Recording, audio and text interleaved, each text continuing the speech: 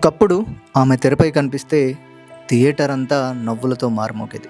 ఆమె ఒక్క డైలాగ్, ఒక్క హావభావం ప్రేక్షకుల ముఖాల్లో చిరునవ్వులు పూయించేవి.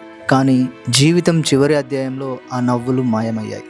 హాస్పిటల్ వార్డులు, మందులు, అనారోగ్యం, ఆర్థిక ఇబ్బందులు, ఒంటరితనం ఇవే ఆమెకు తోడయ్యాయి.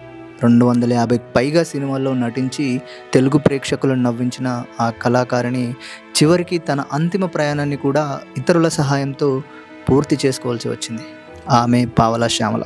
ఒక కళాకారిణి జీవితంలోని అత్యంత విషాదకరమైన చివరి అధ్యాయం ఇది. ఒక చిరునవ్వు, ఒక గుర్తింపు.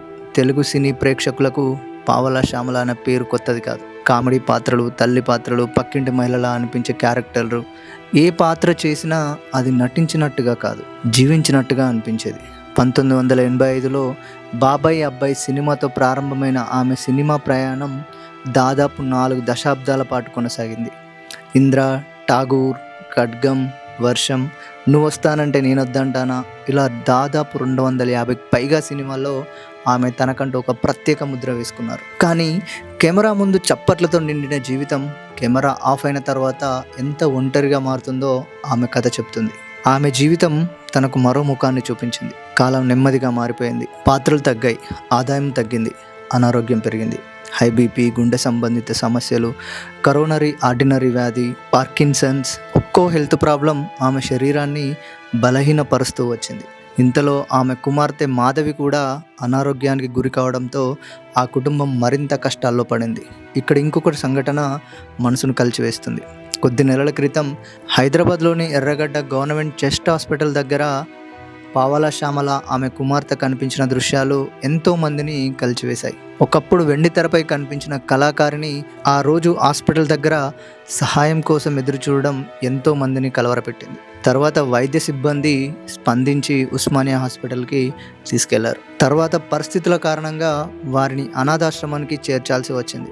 ఆ వార్త చూసిన ప్రతి ఒక్కరూ ఒక్కటే ప్రశ్న వేసుకున్నారు. ఇంతమందిని నవ్వించిన కళాకారిణి పరిస్థితి ఇలా ఎందుకైందని చాలామంది తమకు తామే ప్రశ్నలు వేసుకున్నారు. ఆమె చివరి వరకు పోరాటం చేస్తూనే ఉంది. అనారోగ్యం మాత్రం ఆమెను వదలలేదు.